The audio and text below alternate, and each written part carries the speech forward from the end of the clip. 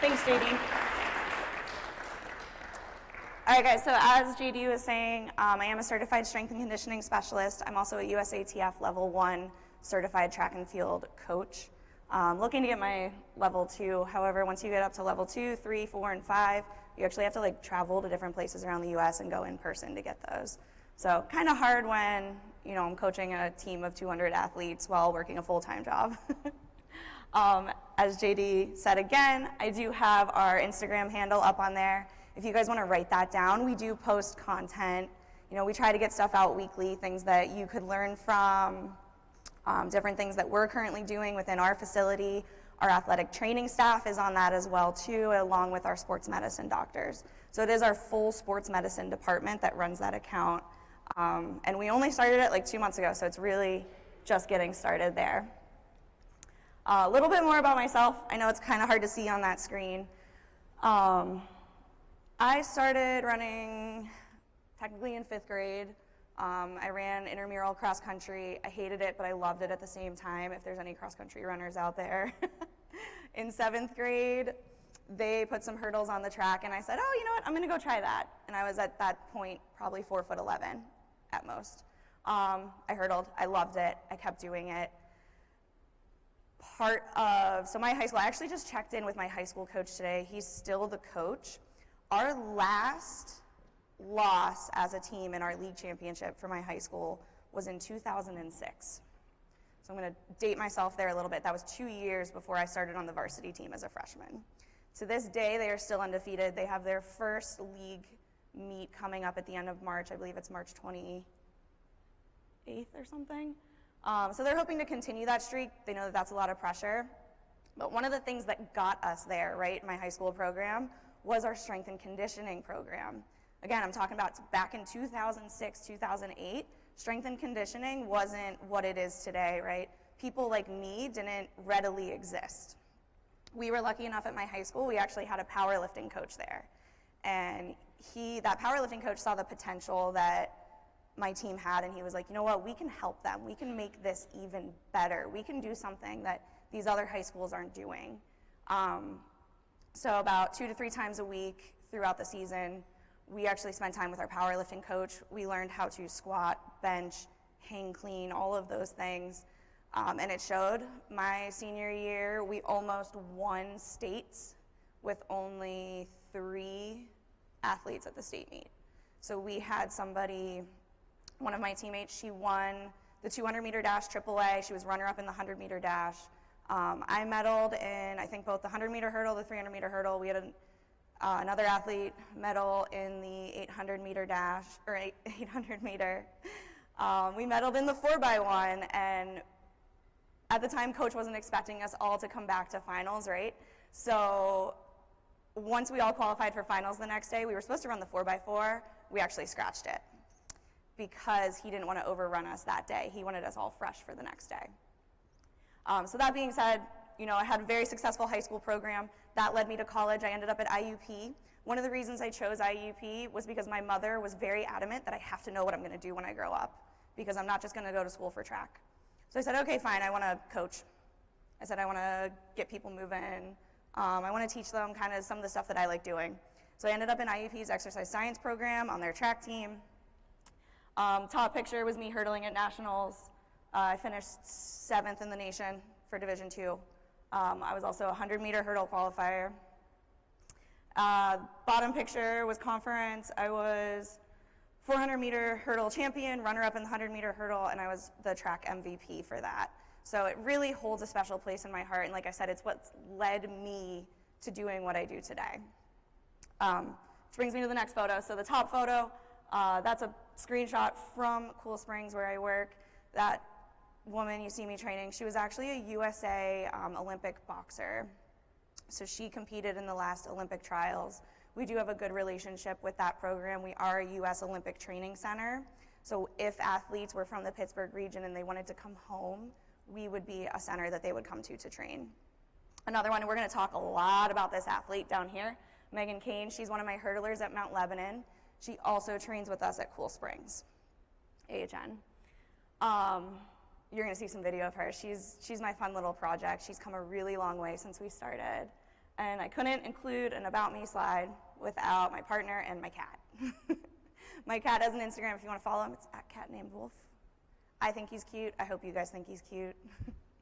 And like I said, I couldn't do this without my partner. I'm working a full-time job, sometimes more than 40 hours a week. I'm coaching on top of it. If any of you have ever been in a sport, I hope you appreciate what your coaches do, because it's not just showing up at practice time. It's a round-the-clock job. And I don't do it by myself. At Mount Lebanon, we have a staff of about 14 coaches. That needs to happen because we have about 200 kids rostered. So we roster about 100 boys, 100 girls. We don't make cuts. Track is considered a quote-unquote cheap sport, so you don't need a lot to be able to do it. We just kind of divide the kids up into groups, and that matters because of what we do in the weight room there at the high school as well, too. So when you have 200 kids on a team, you can only our weight room can hold about 50 kids before it turns into mass chaos. Again, we have to kind of divide those up. So we have 3 training groups. We have a blue group, which is our performance group. Those are our athletes that go on to hopefully WIPIALs, states, etc. Then we have our gold group. That's our developmental group. So kids that are, kind of almost there, but not quite there. We want to make sure they get that weight room time. And then we have our white group. That's our participation group. Now, unfortunately, the white group is probably the kids, if you guys know anything about strength training yet, the kids that could benefit the most from the weight room because of how untrained they are. But just due to time commitments, availability, stuff like that, what we do for them is I actually write up just a body weight program that they can do at home, and I let them use me, like, hey, coach, I'm going to go to LA Fitness today. What can I do there? So I work with them on that as well. A little bit about AHN Sports Performance and Physical Therapy. We currently have 3 locations. One of them just opened out in Montour.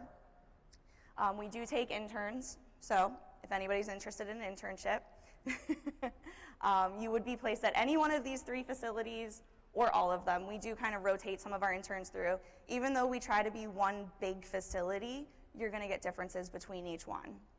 One big difference is our newest one, the AHN Montour Health and Sports Medicine Center, actually is home to all of our VALD equipment. So we have force plates there, all kinds of sports science testing, things like that. We're kind of getting that up and rolling now, and soon we are very close to being in Erie as well too. So we'll be, looking to staff that Erie location, all kinds of stuff. The photo, again, I know it's hard to see. That's a picture of our Cool Springs facility. Our Cool Springs facility is our largest by square footage facility. We have 4 racks, cable machines, everything that kind of comes in a gym, along with some specialty equipment. We also have, in this facility and in Montour, each facility has a full-sized indoor FIFA soccer field. So we have access to those soccer fields that will take athletes down. If we have an ACL coming through, we'll do their run progressions on the turf, stuff like that. So it's really nice. You don't get this opportunity often in the sports performance world. A lot of other coaches that I went to school with who are still very successful don't get these kinds of things.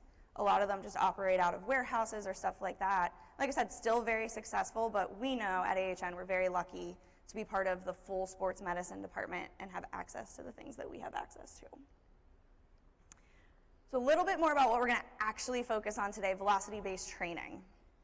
Brian Mann, who I'm going to talk about a little bit more, this is a quote from his, it's using velocity to dictate how much weight goes on that bar, or kind of vice versa. How much weight is on the bar and how fast are you moving it? Brian Mann is kind of, here in the US, the father of velocity-based training. It's been around for years. It's been in Europe. They've been doing it for a long time, but now we're really seeing it grow because of the technology that's out there and available. It uses auto-regulation. That's how I primarily use it. I use it to monitor our athletes, and I use it primarily, again, in season. So once our kids are in season, they're coming from practices. They're coming from sometimes even doing, like, a coach might say, hey, it's raining today, let's get the kids in the weight room instead. And they still have an appointment with us, and they still want to come in and see us too. So we'll kind of work with them, like, okay, what did you do yesterday? What did you do today? We'll make those modifications that we have to make.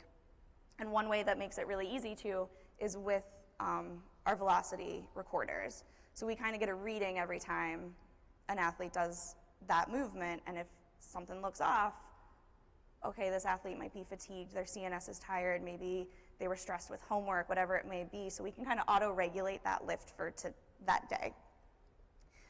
Several pieces of equipment out there now. So the Tendo unit was kind of the original. I've heard from coaches that have used it. I think we actually had it when I first started at Cool Springs, and I don't think I ever even touched it.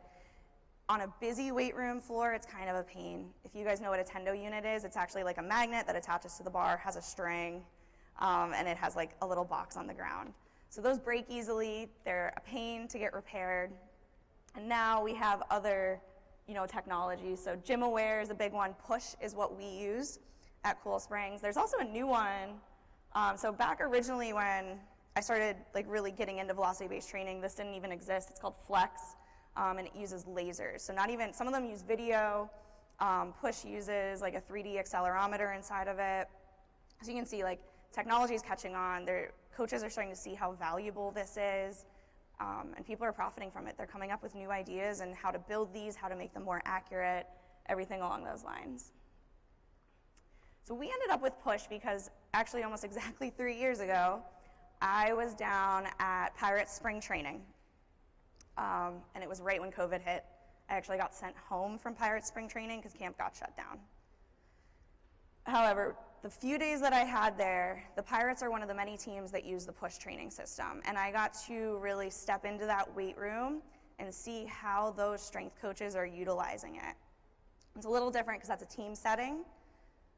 But I thought, you know what, if they're using it with a team, well, why can't we use it in our setting where we have individualized programs? We still train athletes. And we can still kind of use this to monitor and help.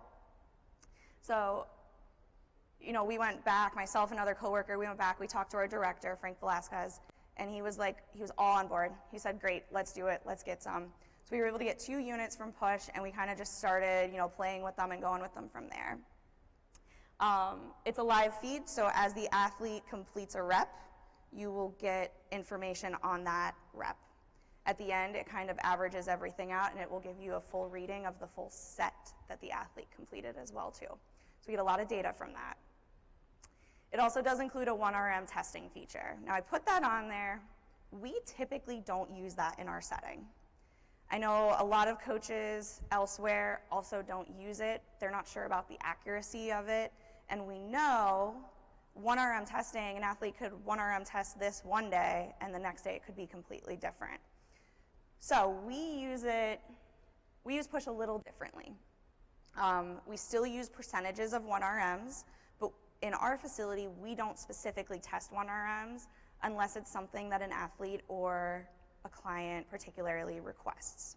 In terms of how we operate our clients by packages, so either 8 sessions or 12 sessions, we do have a 16-session package as well too.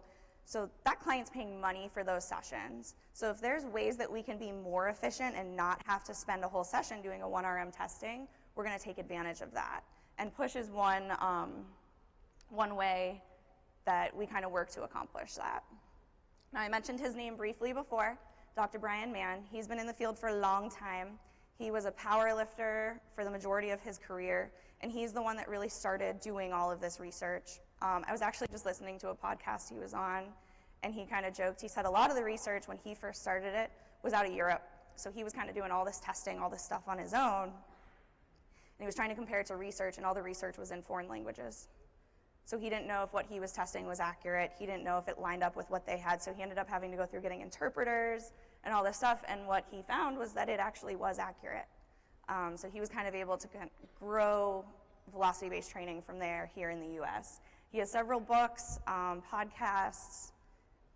A lot of his work is on Elite FTS, so you can find some information there. Like I said, competitive powerlifter, that's going to be kind of important because that's going to show you kind of why he got into this too. And he is still in the field. He's down at the University of Miami. So rate of force development. You guys are going to know some of these terms, the sciencey stuff, right? A rate of force development is a measure of explosive strength.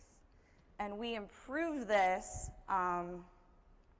it helps us improve sprinting faster, jumping further, all of that stuff, that muscle recruitment, and it's linked to the stretch shortening cycle. So again, I know I'm going to use a lot of the sciencey terms here, and I'm going to go over this really quick because I want to get to the good stuff. That's related to motor unit recruitment. So we know when we recruit more motor units, right, those muscles can kind of fire better, fire more efficiently. We also have high threshold motor units and low threshold motor units. So when we talk about power athletes like a football offensive lineman, a running back, a track and field sprinter, even a soccer player on a breakaway, something like that, that athlete is going to use that high threshold muscle. Low threshold would be what I'm doing right now, right? Standing here talking, using my hands, walking across the gym floor, all of those things. So max effort, max velocity, that's what's going to really kick in for those high threshold motor units. And then two last ones, rate coding and the series elastic component. So Brian Mann actually says rate coding is why VBT works. So I think it's important to understand that we're not just putting a tracker on a bar and just saying like, oh, we think this works. No, it's actually linked to the science of how the muscles activate and how they work. So rate coding is the speed of the signal from the spine to the muscle. So how fast can the brain kind of get that signal out and get that muscle firing, get it going, right? Again, we know that's important when a sprinter is in the blocks and has to react to the gun. That's part of that rate coding. How fast can they react? Again, I'm not really going to go over series elastic component. It's up there. You guys know what it is. You're going to get way more detail from your textbooks on that. If you have questions after, we can kind of go over more of that. So program considerations with velocity. This is where I'm really excited to like kind of get to show you guys. There's a lot of research out there on VBT, but in terms of application, there's not a ton. And I don't know if that's because strength coaches don't want to tell other coaches what they're doing, or if it's just not really been published yet. So primarily we put VBT on what we consider at AHN like our big lifts. So our squats, our hex deadlifts is one that we use a lot, barbell bench press. Brian Mann says it best. He says if you can do a 1 RM test on an exercise, you can put a velocity tracker on it. Now with that, there's still risk versus reward. So when we first got the push bands, one of our main exercises we don't do like a traditional deadlift, right? We just do a Romanian deadlift and RDL. We were really excited. We were like, this is awesome. Like, you know, maybe we can use this on all our barbell lifts, connect it to the bar, get it going. We put it on an RDL. We had 2 athletes come in the next day saying their back hurt. So one thing to consider is whatever movement you're putting the bar on, number one, that athlete cannot be a novice lifter. They have to be someone with a higher training age who you know their form is good, because as soon as you put the tracker on, you'll see it. Doesn't matter what kind of athlete, what the age of the athlete is, that athlete will do anything to hit that velocity. So that also takes some coaching, right? To kind of teach the athlete, hey, you know, we need to still do this safely. I don't think we've programmed VBT on an RDL since then. We will put it on a hex deadlift, and again, just making sure that the athlete's moving properly, moving efficiently, and not putting it on our novice athletes. We actually have, in the track group that is part of Mount Lebanon's team that comes over to AHN, I have a freshman and we have a sophomore that just started, who both kind of had some weight room experience, but with them being so new in our system and us not really knowing them yet, we have, even though the other girls are using a push band, we have kept the push band off of them, just for the sake of, you know, just working with them more on moving the bar efficiently, not necessarily with power. They're still going to benefit from that program. The different methodologies, so that goes back to that like kind of 1 RM testing that I mentioned. I think it's at LSU. I want to say it's LSU. It's a different kind of velocity tracker, but they use a velocity tracker and they pair that with force plates and they pair that with 1 RM testing. So they don't just stick to like one methodology. They kind of blend a few things, and they've used that to track. They also use GPS monitoring. That's what the other one was, on their football team. So they kind of use all those things to track what those athletes are doing throughout their season, especially in season, during games. How can they keep them fresh? How can they keep them healthy? And the coaches there have actually said their guys have hit PRs in the weight room in season because of this, because they're still getting stronger while they're doing it, but we're not absolutely smoking their CNS while they're going through it. So again, something, you know, kind of the same methodology that we use, but they pull in some other realms with it as well too. And at the bottom, I already kind of mentioned this, I put it in blue because it's so, so important. Coach the athlete, not the velocity. If you keep saying faster, faster, faster, like I said, that athlete's form is going to break down. It has to be appropriate for where that athlete's at. And I think this is funny, so I'm going to point it out. So the individual that's in this photo here is not an athlete. He's kind of an athlete. He runs. He comes in, works out with us. He's actually a real estate agent. He's one of my best friends. We have the push band. So the push can be put on a bar, or it can be put on the body. It has a waistband attachment, it has an arm attachment, also has a bar attachment. I joked, I said, Corey, I'm going to put you in my program because as a real estate agent, he's technically in season right now. So if any of you know about the real estate market, spring is typically when it picks up. So right now we have him, actually, the reason he's wearing this too is because one of our interns is doing their project on VBT and something called Dynavision. So Dynavision is a hand-eye coordination piece. So what our intern's going to look at is every time Corey comes in, he's going to do the Dynavision. He's going to do it for 30 seconds, 2 times, and we'll see kind of how many buttons he can hit in that 30 seconds. And then Corey is training at steady state weight on the bar. So his squats, I think he's at 185. His bench is 145 maybe. And instead of programming a velocity, we're programming the weight and we're seeing how his velocity changes. And then what Tristan's doing, he's going to look at the Dynavision scores and see, okay, was Corey's Dynavision slow today and was his velocity slow today? So then we just know his CNS was fatigued that day. So again, kind of integrating other pieces of technology in with how we're training our clients. These are just some screenshots of push because I decided not to bring the band and try to go through hooking up an iPad and everything like that. So within push, and this is what I love about push, is that it has exercise selection. So all of this technology is built into the push band. So you know, generally speaking, you're getting an accurate reading every time you're putting that band on the bar. And you can see how extensive it is too, in terms of, you can filter by type of exercise, type of movement, I think, and then what are you looking to accomplish, so power, speed, or strength. And that last one's a video, I'm not even going to bother playing it, but just in the 10 seconds I was scrolling, I think I scrolled through 50 exercises. It's endless, the stuff that they've gotten in the push band, and they update that library on a regular basis. So if there's a lot of exercises in there now that weren't in there when we started, and we were like, we'll swerve, we'll call it this, but we'll put it on this. Our readings weren't as accurate, and we've actually reached out to Push and said hey, we're looking to do this, and a few months down the road, you might see that exercise back in their library. So they're able to go in that. Now within this, there are 5 velocity zones. Generally speaking, athletes will all live within this. One thing that Mann talks about is that as you get a more experienced lifter, and especially a power lifter, their absolute strength, what would normally be their absolute strength, they might end up following into that accelerative strength zone because they're just better at moving the bar efficiently. So sometimes there are some shifts depending on who the athlete is, and that takes a lot of knowledge to be able to kind of differentiate that. I'll tell you right now, with what I do with it and what we do with it at AHN, we don't really have that issue. But as you get into more experienced athletes, that would be something you'd want to be aware of. The other thing too is with, and I think I have it might be on the next slide. Yes, with Olympic lifts. Those Olympic lifts record velocities a little bit different because of how they're completed, because of how that initial movement, the first pull, second pull, stuff like that is recorded.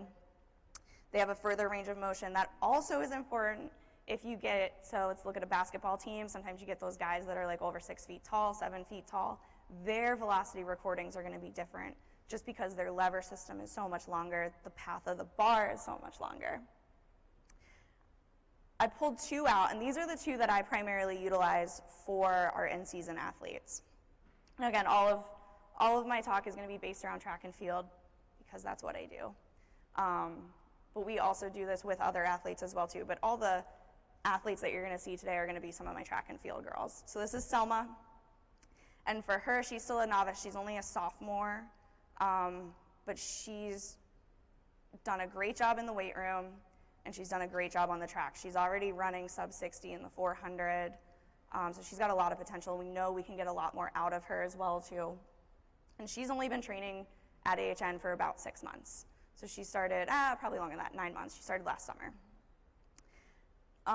The speed strength zone. So we're using this kind of as a power movement before they get into their like meat and potato part of the lift. For Selma, like I said, new lifter, we got to be efficient with how we're programming for her. So she's doing a hex bar jump instead of a hang clean like some of our more experienced girls are doing right now. For the hex bar jump, we want it to be between 20, and the hang clean, but between 20 and 40% of what their 1RM would be. So that's what I was saying, where we kind of take those estimations. We've seen Selma hex before, so we kind of had an idea, okay, we can probably put this much on the bar, and then we go from there. We can see then what her velocity readings are and make those adjustments as she goes through. So if I think on her first one, she shot like through the roof. We only had like 65 pounds on the bar. I think she hit like a 1.8, and we were like, oh, okay, we gotta put some more weight on that bar. All right, so we want them, the way I program it, I say 1+, because I just want them moving as fast as possible.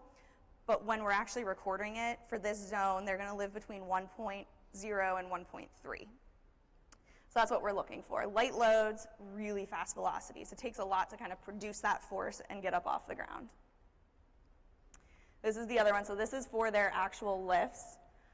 We live in the accelerative strength zone. So accelerative strength is between 0.5 and 0.75. That means we're lifting heavy loads, but we're moving it fast. You'll see in the video of Megan the intensity of how she has to kind of drive back up off the ground.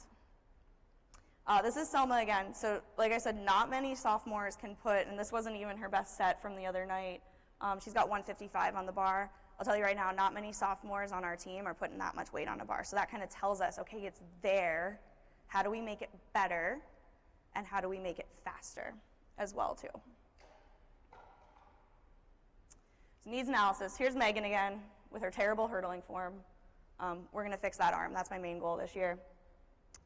But we need to know whether we're programming for a track and field athlete, and they might be a sprinter, jumper, hurdler, they might be a distance runner even. Even my distance kids would be doing this program right now, I'll tell you that as well too. And the reason for that is because they get their endurance training out on the road, out on the track, when they're doing their longer repeats or their longer runs, stuff like that. They still need to have some fast twitch, some power in them to get off the line, to finish a race, stuff like that. So we just want them to be stronger in our weight room. We don't need to train that endurance necessarily, at least this time of the year once they're in season.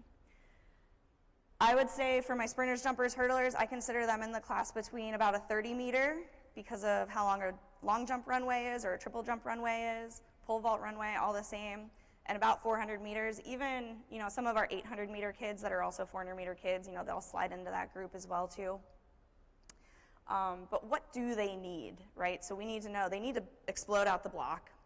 They need to be able to repeat something over and over and over again, right? In a 100-meter hurdle race, there are 10 hurdles. In a 300-meter hurdle race, which is what it is in high school, there are 8 hurdles. When a long jumper steps up and is about to jump, they get 3 tries. If they make it to finals, they get 3 more tries. So these kids are going out and they're repeating this action. It's not just one time, it's multiple times. When Megan ran at States, this was very eye-opening for where she's at in terms of training. We took a different methodology this year for our kids in indoor track. We didn't really train them. They spent time in the weight room and we spent time doing mechanics, technique, things like that. And when Meg got to States, it showed just a little bit. At indoor States, they actually run 3 60-meter hurdle races. So she had to come in the morning, she had to get in the blocks, and she had to run 60-meter hurdles. So 5 hurdles in that race. Across the finish line, I told her, I said, sure, end goal is to make it to finals, is to make it on the podium at States. I said, but let's just get through this race. So we got through that race, and then we realized, okay, cool, she's only got 30 minutes until the next race. So it was, okay, Meg, get your spikes off, hydrate, get some quick sugar in you. Come back, do what you need to do to feel ready to get in the blocks again. So just quick twitch, quick firing, stuff that we're practicing in the weight room, stuff that we're practicing on the track. She gets in the blocks, we make it to finals. She was, I think, 7th in final, going into finals. Now it's her third race of the day, max effort, max sprint, and she only had 30 minutes again until she was back in those blocks. So they put those races back to back really quick. Meg PR'd in her prelims, she PR'd in her semis, and then in finals she was like 0.1 slower than she had been in the previous race. So that tells me, okay, we're probably just not at that speed endurance condition level just yet, and that's because we haven't trained for it. Everything we trained was just to get her out the block and get her over the hurdle more efficiently. Along with that, we have off-season, pre-season, in-season. I know for me personally, I like using the push band in season. Like I said, we monitor that way how an athlete's feeling coming off the track. Our girls come to us at AHN from practice.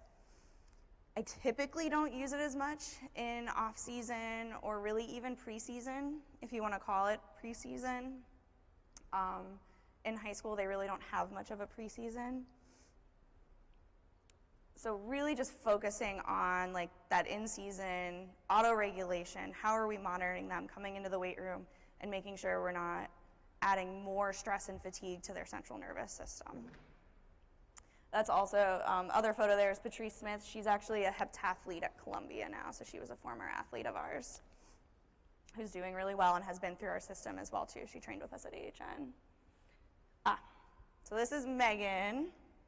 I don't think I can play this with the clicker. This was Megan. It's hard to see. She's actually wearing a mask. So this was spring of 2021. We were still required to wear masks. It's going to be hard probably for you guys to see it, but she was a freshman. So we'll play this video. Her steps are long and boundy, right? You can see, we'll play it again real quick. Her feet kind of kick up behind her butt instead of her knees driving up. And you wouldn't know it unless you really know track and field. Those hurdles are actually scooted in. The first hurdle's in about 6 inches, the next one's in about a foot, and so on. So we had to move them in at that point for her. This is Megan's, I think this is the state final from just a few weeks ago. So Megan is gonna be this one right here. She was in lane 1. I laughed, I said she probably looks slower in this one because the girl that wins is just so stinking fast that she's in like a world of her own. But if you keep an eye on Meg when she pushes out the block, and just with her cadence and how she stays up tall, stuff like that, those are all things that, combined with what we do on the track, has also come from the work she's done in the weight room. So the knee drive coming up, getting stronger, staying tighter over the hurdle, attacking each hurdle. Someone fell, but coming through. So the first video I showed you, when she was a freshman, she would have been running about probably between 11 seconds and 11.5 seconds. This video from States that's 2 years later, she ran 9.1. In a 60-meter race, that is a huge difference. She went from being ranked like 300th in the state to being ranked number 6. And truthfully, what we did, we saw talent with her. She wants to put in the work, she wants to do it, and we're able to execute that with the assistance of the push band as well too. So this is Maggie in the weight room. Now she was mad at me because I picked this video. She said, but coach, that was like my worst rep. I said, I know, that's why I want it in the video. So you'll see I overlaid, can you guys see this okay? Okay. So I overlaid a screen recording of the data from push over the video. So you'll be able to see what push gives us in terms of feedback as Megan's executing the lift. And she can see this too. So she had her phone kind of right in front of her, so she even gets that feedback as she's executing the lift. Oh, go back. And you'll see it on her third rep is what I want you to pay attention to. So good rep there. Another clean rep, and then watch this third one. Those elbows came up slow, and she actually almost fell forward. So, that being said now, typically speaking, when you look at Olympic lifts, you look at their peak velocity and not their average. Because I'm working with high school kids, you know, if you guys work with high school kids, they retain like 10% of what you tell them to do. So, I keep them focused on what the average of each set is. But explain to her, when you look at this bar graph down here, so you have 1, 2, 3, I think it's over here too, yeah. 1, 2, 3, you can see how much lower this dipped down because of her poor mechanics on that last rep. Now, another great thing with push is because it's set hang clean barbell, there's that technology within the push that it was recording the pull and everything, so you can just tell at that point, this was her last set of hang cleans. I think right now we're doing 4 sets of 3 reps each time. So you can tell at that point she was fatiguing, and we'll probably keep her right around that 85 pounds next time as well too. But again, that athlete, she's getting this feedback, so she knows, okay, my last rep wasn't great. How do I, you know what I mean? How do I go then next week when we look at it? We have this data from this previous week, so we know, okay, at 85 you got fatigue. Now if we put 85 back on the bar and she's nowhere close to even a 1.5, she's fatigued from practice, we're gonna back down on that weight. So that's what I'm saying in terms of auto-regulation. We kind of store and continue all this data throughout their seasons and throughout their lifts with us, and we can make those adjustments as needed. There is a setting, I can't see, oh yeah. So right now, when we work with it, we typically keep it set on velocity, but push also has a power setting as well too.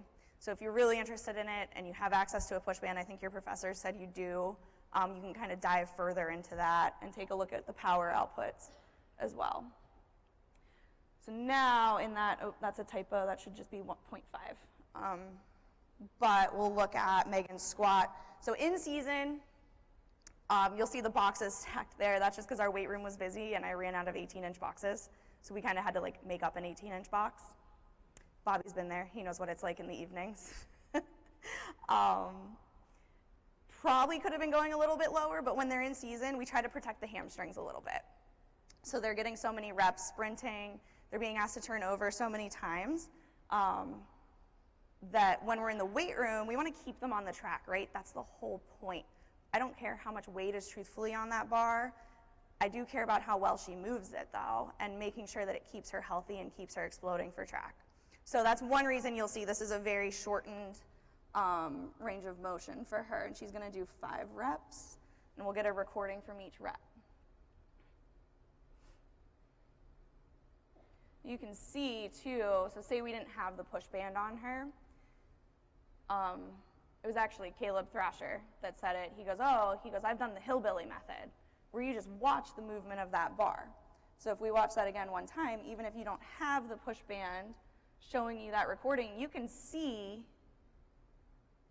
you know, which reps she's a little bit more efficient on moving that weight.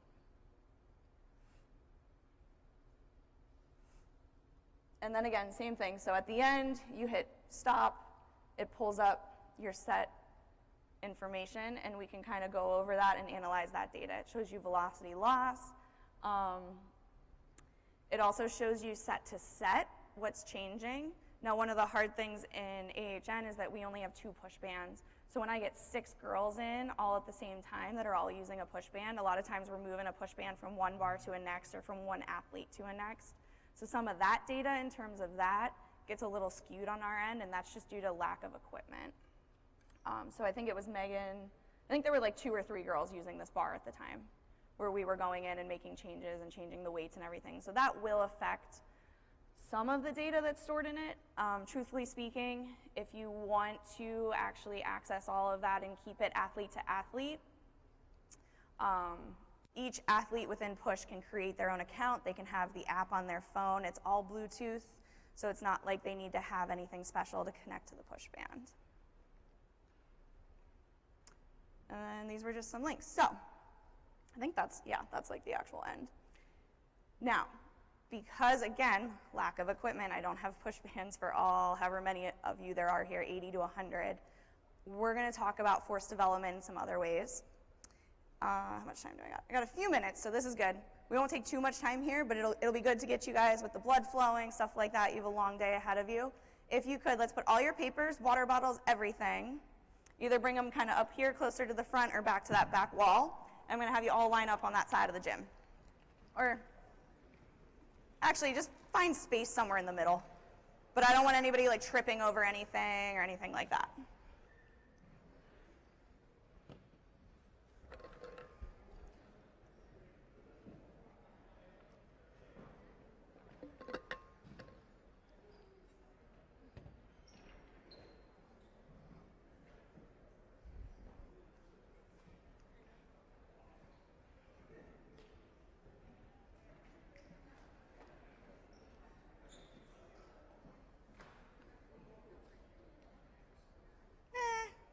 find some space.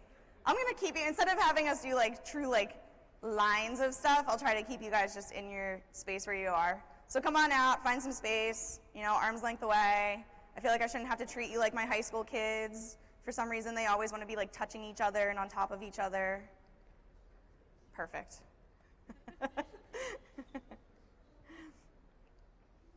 All right, so when we talk about rate of force development and when we talk about getting the muscles to fire, everything along those lines, we know, right, sprinters have to sprint every day, or else we start to lose that fast twitch and we start to lose the ability to put our foot down into the ground. Now, one of the things about presenting on track and field, right, is we can apply this to almost any sport. So whether you're a football player, or you're coaching a football team, you know, you name it, rugby, we actually work with USA Rugby, we get those guys in, boxing, right? There's still power being outputted in those. So you have to be able to have the ability to teach your athletes, right, how to create power. So I want everyone to stand on one foot, put their foot down into the ground. Do you see how I pop up? Don't jump.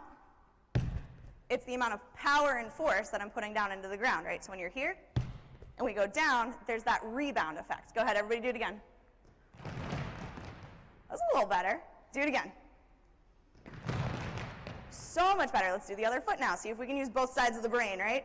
Go ahead. Oh, we can do better on that leg. Again. All right, all at once. 1, 2, 3. Better. So part of it, too, is you can hear it, right? When it happens correctly, and we'll use this a lot in track and field. If I would have had volume on those videos, you can actually hear it in Megan's cadence with how her foot hits off the ground and stuff like that. Now, if we squat, jump, right? We can measure how high each of us can jump. Again, the stretch, things I've already mentioned, stretch shortening cycle and series elastic component. So we know quarter squat, right? That's what creates that ability to come up. So jump, land. Ready, set, jump. Good. So we all know how to jump, right? Now, do we all know how to, let's see if I can do it, bound, right? So the way that you bound, we're putting that foot down into the ground. Oh, did I lose my mic? Putting it down into the ground, and that's what's pushing us up forward, right? This is going to be fun. So let's all kind of shift down this way so nobody runs into anybody. And we're going to bound our way down the gym. Same thing, so we're going to take that first drill I gave you, putting your foot down into the ground, and now we're going to use it to push us forward. All right, show me what you got. Who's first? Let's have like a whole bunch of you go.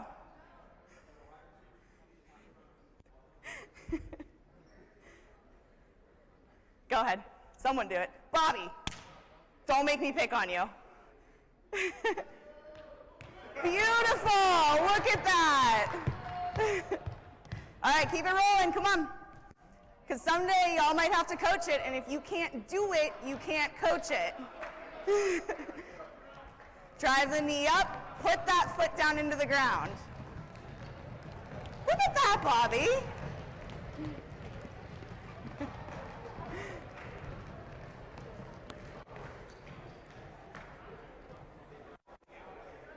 What? I had to. All right, next one. You're not done. So another movement we use a lot, broad jump. Right? So as we jump, heels come up, everything cycles through. Same concept, right? That power, we have to come up off the ground and be able to pull the legs through. I won't make you broad jump the whole length of the gym. All I ask is that you give me about 5. All right? If I can do it, you can do it. I'm much older than you. Anybody? Thank you, JD. Oh, don't hurt yourself.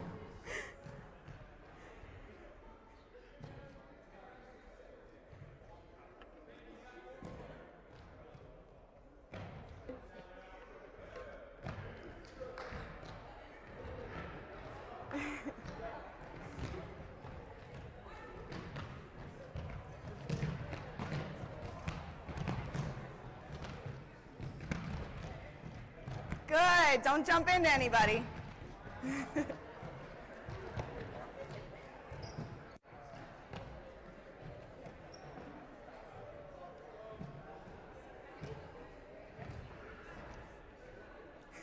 Did you just say no?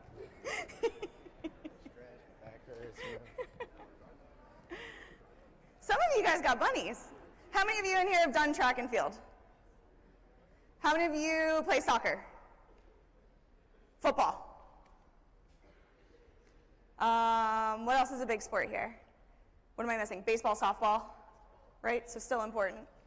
So all of these movements, even my offensive linemen, defensive linemen, tight ends, I don't care how big you are, you're gonna jump, you're gonna move, you're gonna learn how to create power because it's gonna be required on the field.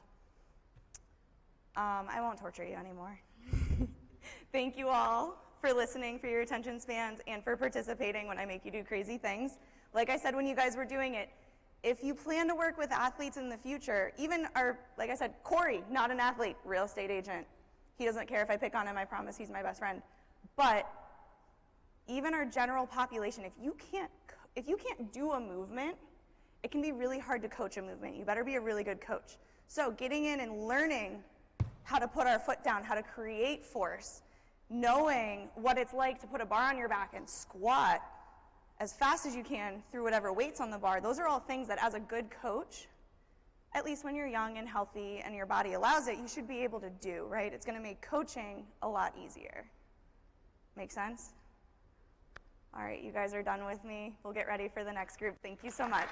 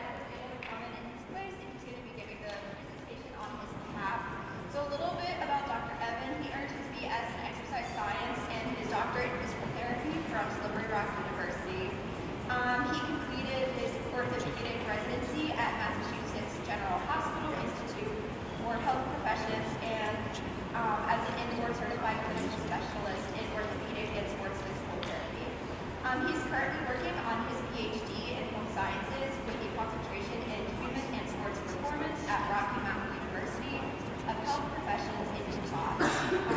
His research interests include ACL injury and distance running, and he's been published with work and he's given professional presentations on rehab after ACL reconstruction, return to sport testing, factors related to ACL injury, and minimalist footwear and distance running.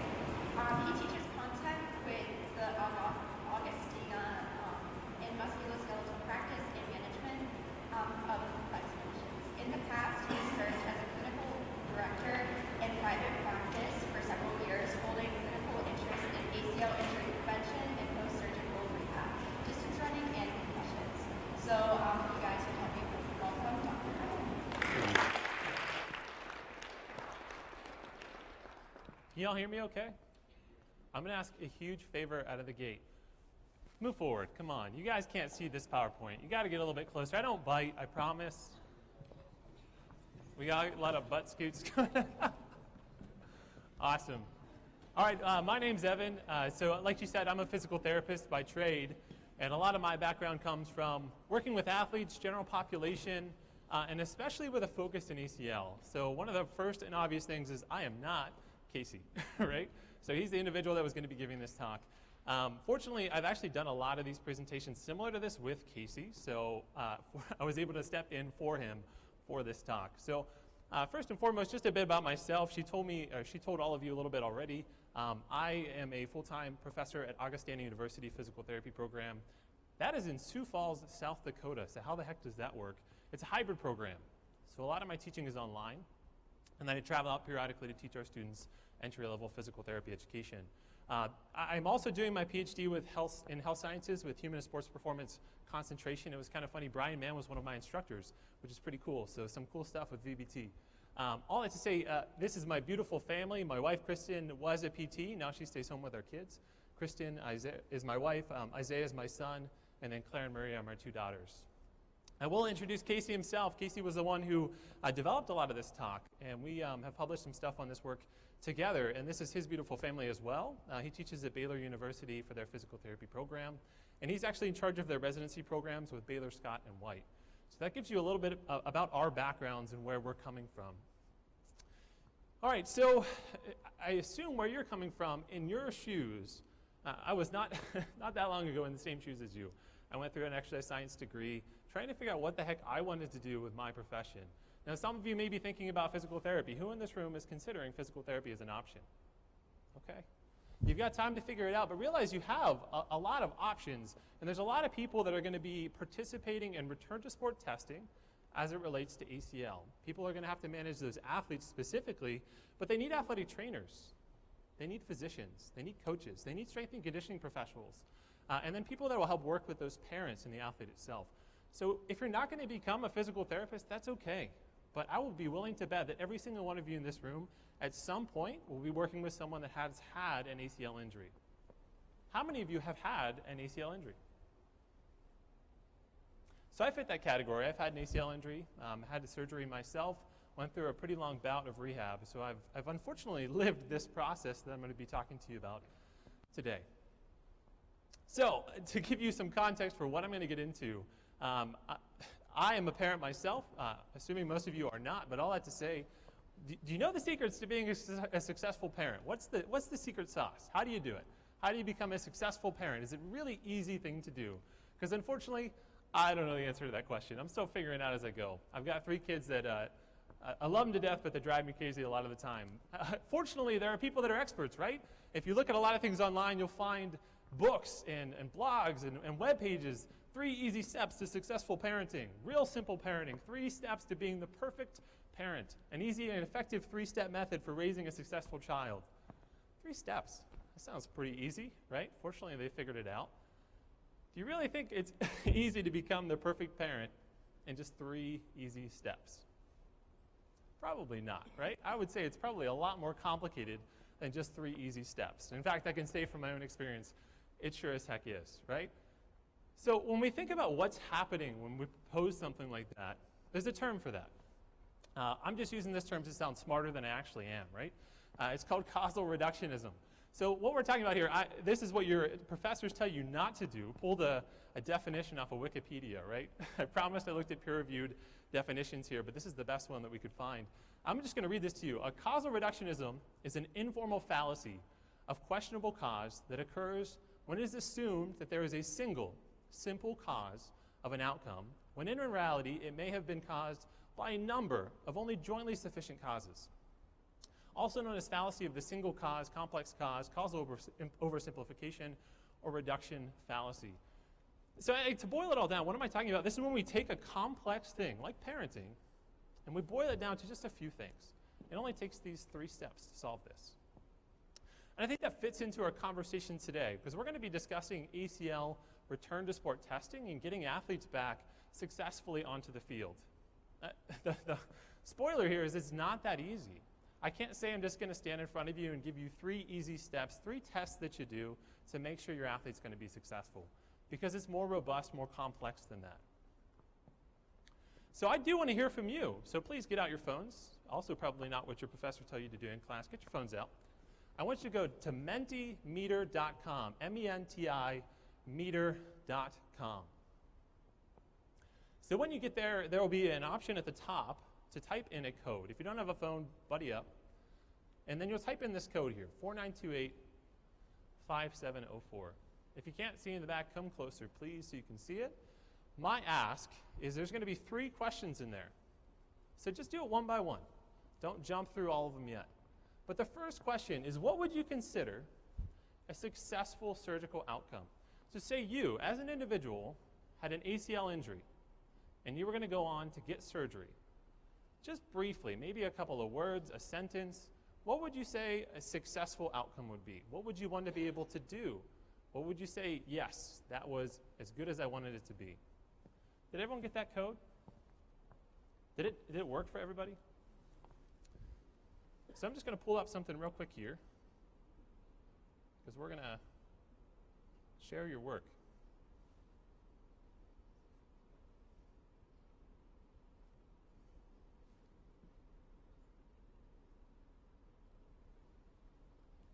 So you should be typing those things in, right?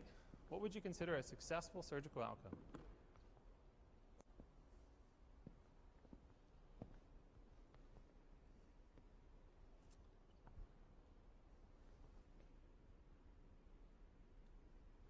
All right, so we got one answer, full return to sport. As you guys go ahead and submit your answers, you get them. Oh. And there's going to be a few questions. You can stop on the first question. Please don't do the third question yet. So just leave it open on your page there. Return to previous baseline. Okay, 80% of previous strength. Returning to normal sport. Being able to scuba. Man, that's fantastic. Okay. Coming back from an injury, playing sports at the same level, no pain, full range of motion, mobility and strength, able to play normal, return to sport with full strength and ability. I think those are some pretty common themes, right? Being able to play sports without any limitation. Sound about right? Okay, so the next question, if you haven't answered it, go ahead and do this second one. The next question, what percentage of athletes do you think return to competitive sports within 2 years from surgery? Looks like 41 to 60 is in the lead. 61 to 80, whoa, it's going a lot higher. Peer pressure, some people see a high one, so they got to pick it, right? Okay, and a few people 81 to 100%. All right, so it just helps me to see where we're at. What do we think is common? What do we think is uncommon in this kind of domain here? So thank you for doing that.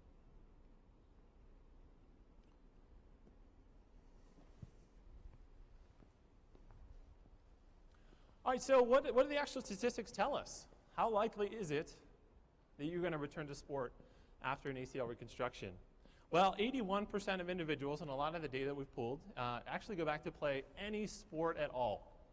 Now, that could be golf, could be table tennis, could be any sport at all. Now, I think for most of you, you said baseline, right? My sport. Well, how does that tend to play?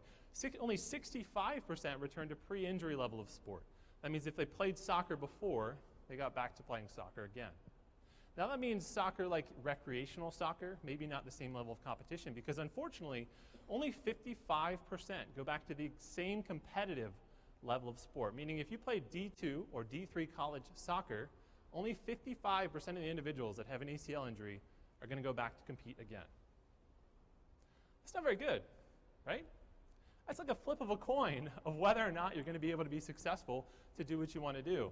And when you think about that, unfortunately, most people don't know that, right?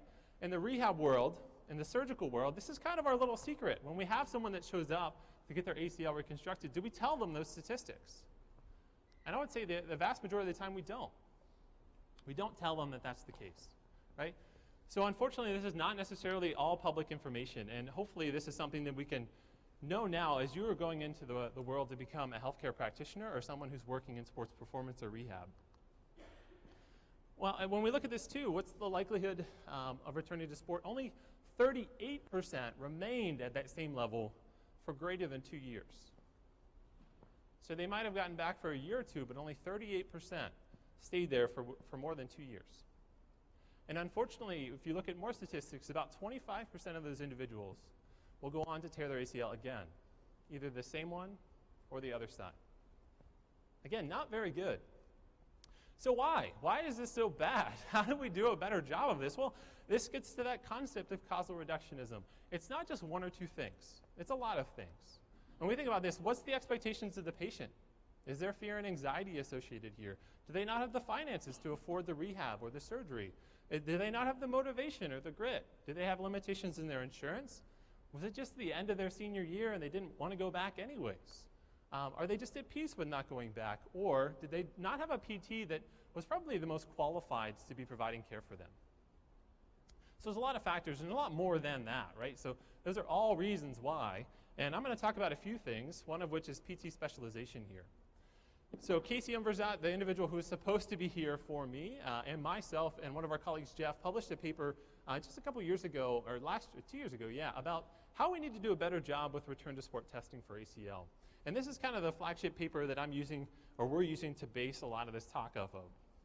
So this is a lot of what I'll reference. If you want more detail, check out the paper, shameless self-promotion, right? But there's a lot of stuff in here about ACL return to sport testing from this paper we'll get into. So when we think about this, what does it take to get back onto the field, to compete at the same level? What does it actually take? And hopefully this is the question you've arrived at. Well, the people that are successful, what does it take to get to that level? And I'm going to talk about each and every one of these things here for the rest of my talk here today. So first and foremost is setting up realistic expectations for our athletes. Do our athletes have realistic expectations for what this process is really going to look like? And how long this is going to take? So a really cool study, they looked to see what are the expectations of individuals going through an ACL surgery. Well, most of them, many as 87% of competitive athletes and 84% of recreational athletes expected to get back to playing sports within 3 to 6 months after surgery. They said, I'm going to get back in just a few months. I'll be doing what I was doing before. It was a really small amount. Only 16% for competitive athletes were willing to settle for a less strenuous sport after surgery. So most of them think they'll be back in 3 to 6 months, and most of them are not willing to settle for anything less than what they were doing before. So we think about that and how long that process tends to go. Well, where does the use of physical therapy tend to fit into that? Really interesting things that looks at how much physical therapy we used after ACL reconstruction. You don't have to get this graph totally, but realize that each of those things on the bottom line is how many weeks after the surgery itself. So how many physical therapy visits is on the left side? How many visits did they use per week as we got farther away from therapy or farther away from the surgery? And you can obviously notice that once we hit that 3 to 6 month mark, that's when they taper off a lot, right? We stop administering physical therapy care to these individuals. Now realize that some people may be passed on to sports performance, which is fantastic. But I would argue the vast majority of athletes are done with any professional care at that point, at 3 to 6 months. And we should ask ourselves, is that sufficient? Because unfortunately, you don't have to know all of these data points. 6 to 9 months, even within that time frame, when you look at a lot of performance data, the vast majority of their strength, the vast majority of their power, their ability to control their limbs in space is not where it needs to be. In fact, it's drastically below where it needs to be. For some people, it's only in the lower percentages of how well they're able to perform at that time frame. So that's not good enough. And you don't need to know all of these tests here, but the vast majority of individuals did not meet the criteria that we set for our testing at that time. So they weren't passing the tests that we wanted them to pass, right? Only 3.2% of patients passed all the criteria at 6 months. Only 11% passed at 9 months. That's not very good, right? So not a lot of people are passing these tests within those time frames. And unfortunately, when we look at the re-injury rate, those individuals that go back before 9 months are significantly, in fact, 7 times more likely to experience a re-injury. And those individuals that wait longer than 9 months have a drastically lowered rate of re-injury, right? So what I'm getting at, are patients' expectations true to reality? And I would often say that they are not, right? Expecting to get back within 3 to 6 months is probably not as realistic. So we're informing our patients of this information. Kind of the next facet here is to consider how we provide care to these athletes. Do we utilize the appropriate facilities that they need? Do they have the appropriate expertise for getting back to the field? So when we consider this, we're talking about what type of facility. Is it tailored towards what they actually need? And we'll use someone as an example who maybe had a stroke, right? If someone had a stroke, they probably need someone that's very qualified and knowledgeable about care for a stroke. My wife worked in inpatient rehab. She worked with individuals with brain injuries and strokes. Her heart is so much bigger than mine. And in fact, I would say her brain is bigger than mine in a lot of different areas. She knows way more about that population than I did. Do you want me to see every individual with a stroke? Probably not, right? Do you want someone that specializes in that to see a stroke? Well, I would argue that you do, right? And the people that they work with and the facility that they have matters. And I would say most of you, how many of you have been in a physical therapy clinic before? So I would say most of us, it looks probably a lot like this: a small space, lots of tables, maybe some bands on the wall. Nod your head if that sounds pretty accurate, right? Tables to get treatment on. When we think about it, we look at a lot of the facilities like this. Is this appropriate to be able to train someone to run, to cut, to jump, to be explosive? Probably not, right? So our facility is matching the needs of what our athletes actually have. So form follows function. There's a lot of great clinics, and I would say AHN does an excellent job. In the clinic we were at, I was the clinic director at Wise Physical Therapy in Slippery Rock for the last several years. We were able to build a clinic that was tailored towards athletes.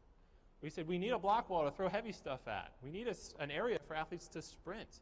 We need an open space to do cutting and agility. And fortunately, we were blessed enough to have that.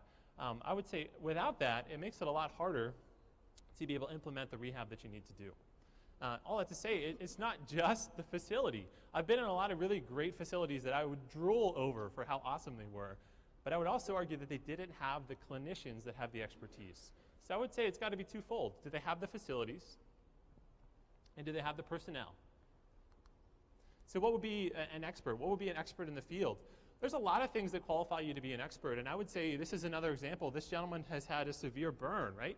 It requires someone who is an expert in burn and wound care. I would say you don't want that individual to see me because I'm not qualified to work with that individual, kind of like our stroke example. Why would it be any different for sports? Why would every physical therapist out there necessarily be the person to see when it comes to ACL and make sound return to sport decisions? Because when you all get into physical therapy school, for those of you that do, this is not a focus of your education. It's a focus of specialization. So how do you become an expert? Well, there's a lot of things here, and unfortunately, expertise, particularly for ACL return to sport testing, is a bit ambiguous because there's a little bit of uncertainty here, right?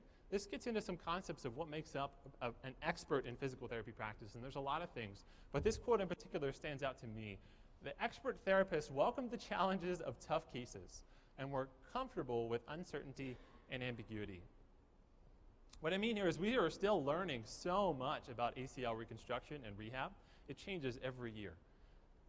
To be okay with that, to be interested in learning and figuring out how to do better is what makes you an openness to being an expert, right? To be open with that ambiguity and open to learning more. Because the uncertainty tends to have a risk to reward consideration here. And what I mean by that is when you're making a decision for someone to go back and play sports, what's the risk? What's this specific athlete's risk of re-injury? What's our time frame?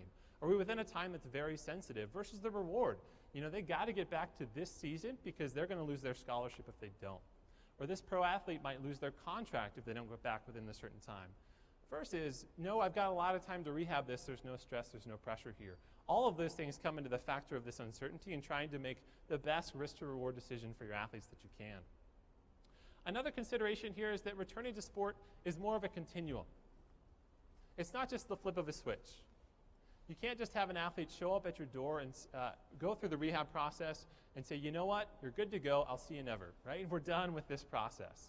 It should be more of a continuum, and a really cool paper talked about a process: return to participation, return to sport, and then return to performance. So as you're working with your athletes, ideally identifying how do I get them back to participation in that sport first. What I mean here is maybe even some controlled drills in your clinic with appropriately the facility that matches the needs. Are they doing the drills in your space to be able to feel comfortable with it before? They might not be back and cleared to go back and play sports, but they're participating in what that specific sport demand actually looks like. And the next one would be return to sports. So perhaps they play football, they go back and they do some drills with their teammates. They go back and they do some different things to get exposure to what that looks like, but they might not be at full performance. Now, most of us cut ties at that point, but can we follow them a little bit farther and make sure we see them into the sports performance level to be able to perform at the level that they want to perform at? So the last thing I'll say here in this regard is about gaining the expertise. How do you do that? So there are a lot of other things you can do in physical therapy education specifically and in the strength and conditioning world to specialize even more. So Dr. Unverzagt did a residency in sports. I did a residency in orthopedics. So that was a year of extra education where we worked as a full-time clinician and got to work with athletes or with individuals in that specialty to qualify us for a board certification. So both Casey and myself are board certified in sports, which means we had to do sideline time. We had to be there with athletes. We had to spend time in an athletic training room and understand the entire continuum of care. You can go on and do even fellowship in sports and learn a lot more. So just realize if any of you are interested in working with this population with PT, there's a lot more that you can and probably should do to get yourself to be the best expert in this area as possible. So kind of turning tides here to consider more, Krista mentioned this as well, more of a needs analysis. So when we're considering how we rehab, and I'm focused more on testing, how we test our athletes, what does our athlete actually need, right? So when we consider this, a needs analysis should be a more complicated process, and the text from HAF has a really good information on the strength and conditioning specialist, or the strength and conditioning text on how to do a needs analysis. And what I'm getting at here, what are the movements that your athlete needs to be able to do? What are the physiologic needs they have? Is it more glycolytic? Is it more endurance? And what's the injury analysis that I'm trying to consider here for this specific injury? This is our lovely helper here, Gunnar. Gunnar Coleman is one of our individuals that's going to be helping here. He's one of my interns at our clinic at Wise, and he's finishing up his physical therapy degree. He's going to be helping us with some lab content here as well. We asked Gunnar many times in our clinics to do a needs analysis for different individuals. I think this was for an athlete with an ankle injury. And you might not be able to see it super well. You may not even know the movie Beautiful Mind, but there's just lots of lines and words and things coming together to figure out what does this athlete actually need so that I can tailor my treatment and tailor my testing to match their specific demands. So we're going to do this for a second. Let's do this together. So consider a young female basketball player with an ACL injury. She had an ACL reconstruction. Get out Mentimeter. What does this athlete need to return to sport? What specific things? Just to spitball a couple, strength, range of motion, stuff like that. What does this athlete need to go back to sport? It should be within the same survey, right? Take a second and answer that question for me.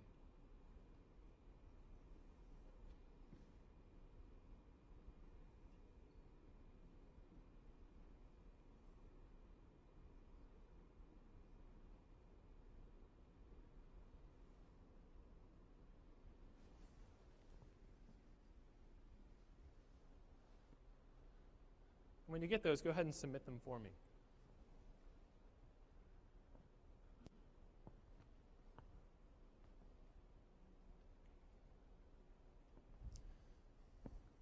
Just make a rough list. What kind of stuff do they need here? All right, we got strength, balance, agility, mobility, power, ketones. That's interesting.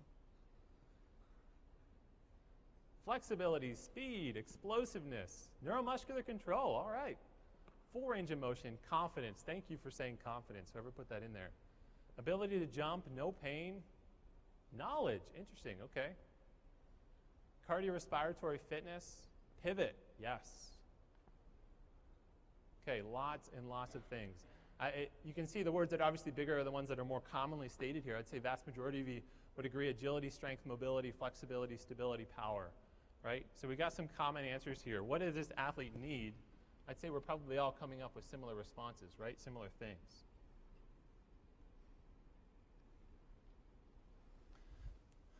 Cool, so I would probably say the vast majority of you are right? I would maybe just pull aside a couple of these specific domains.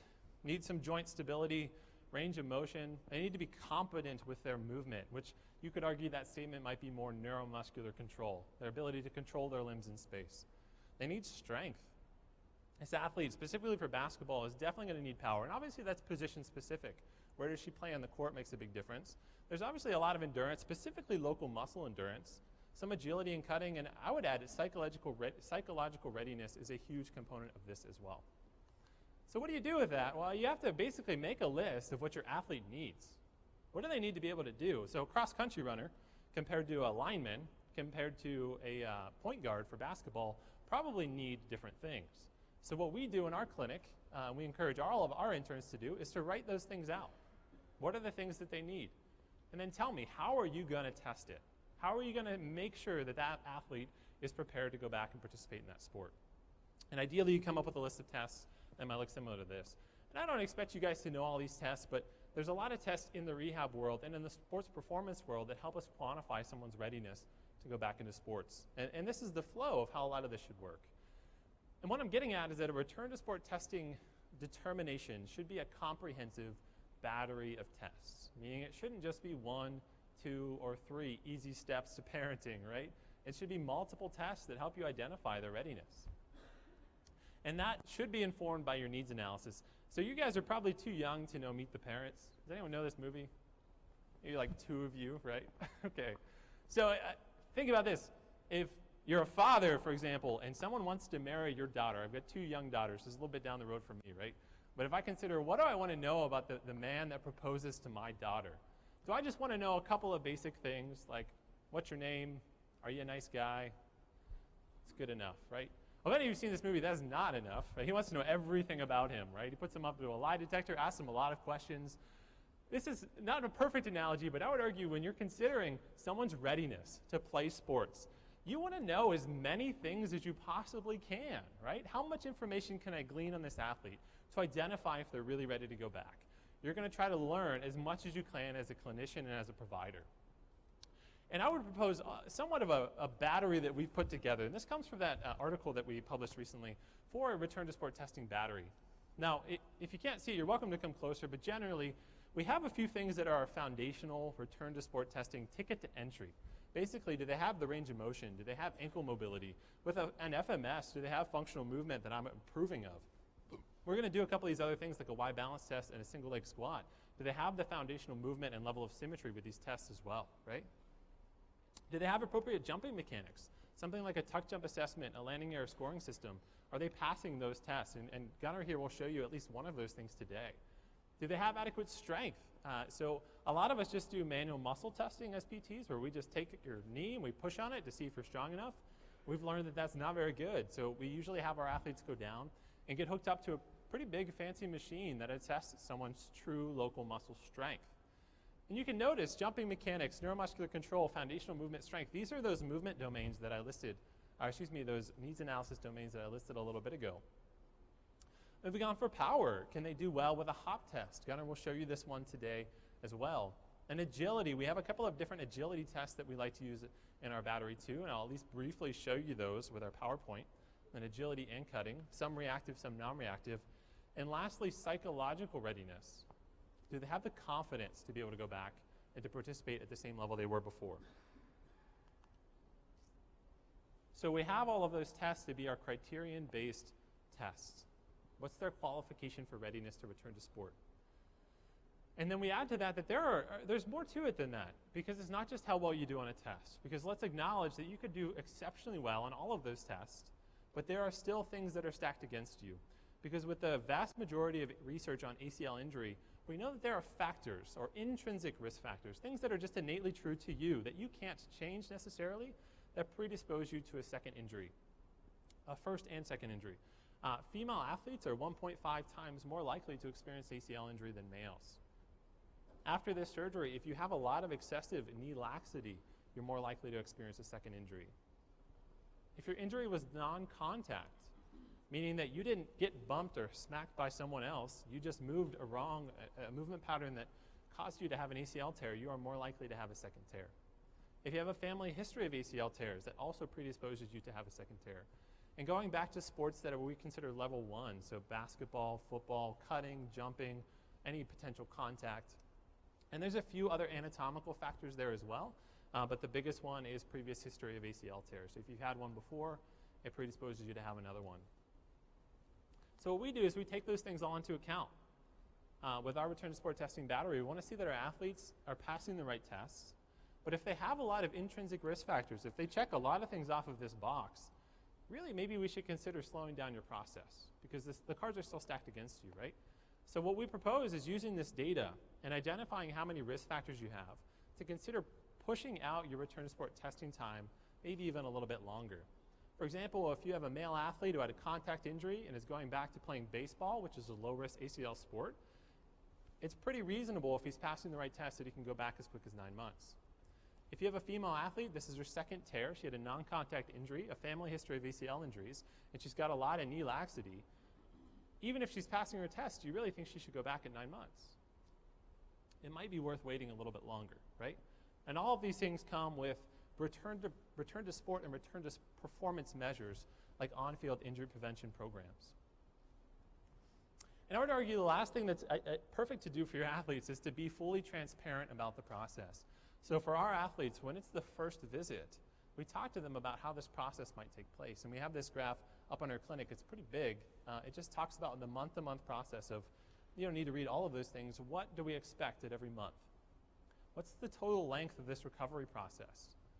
Can we help them realize that they maybe have a lot more risk factors than most and might want to pump the brakes for their recovery process? All with that risk to reward consideration and realizing that every athlete is unique.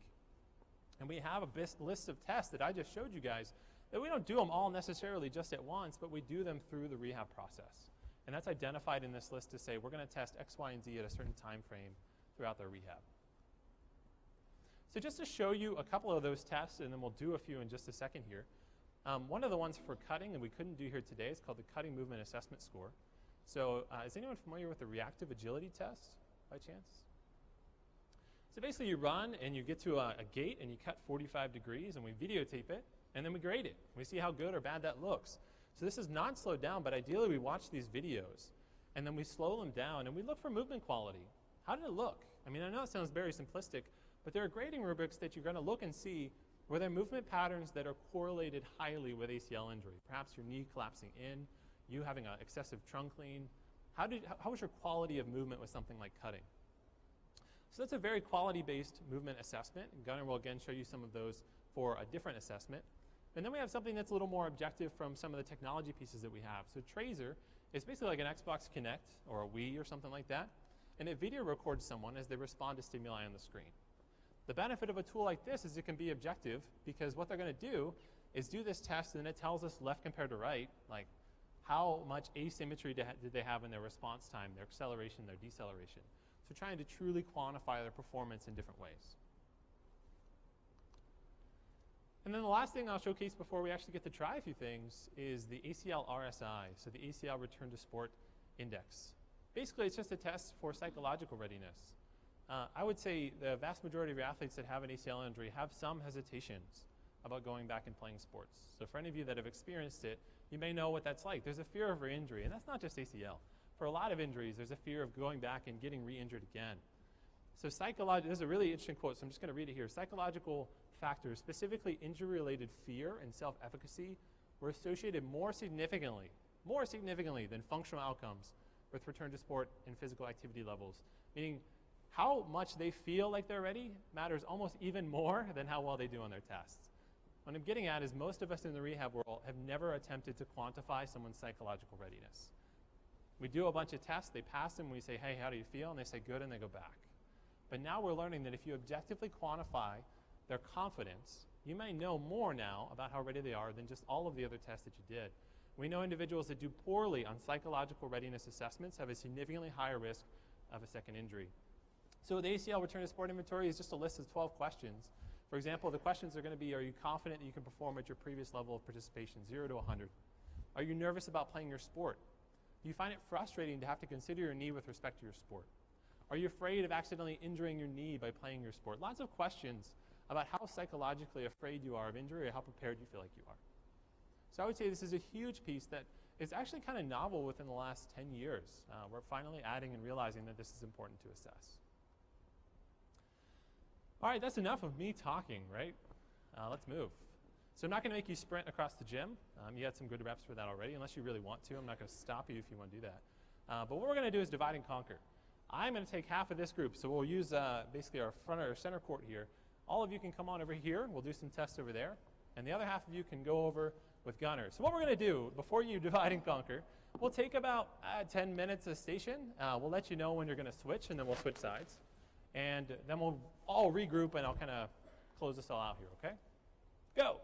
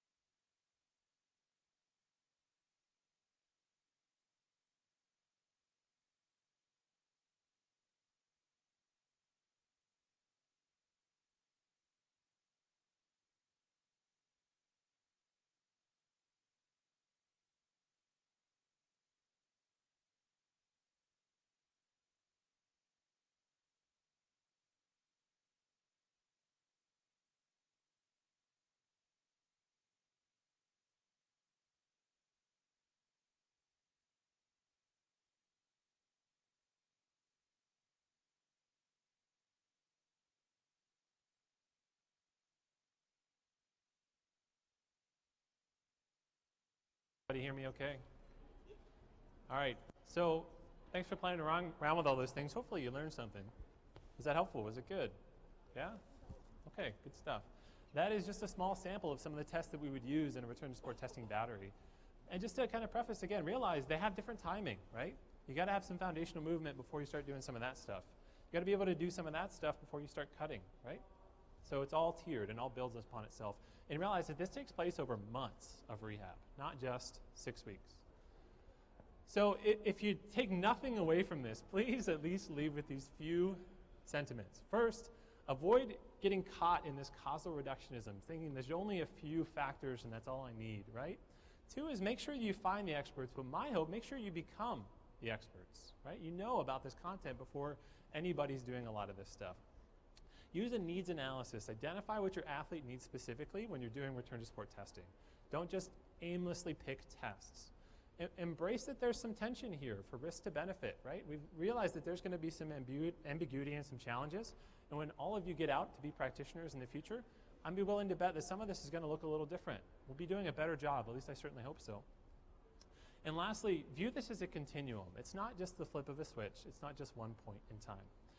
I would say please reach out if you have questions for me. I also reach out for questions for Casey. He's the one that developed a lot of this PowerPoint today. Any questions before I close out? I want to be respectful to your time. I'll stick around if you do have questions. You can ask Gunnar or myself. But thank you all for being here. I appreciate it.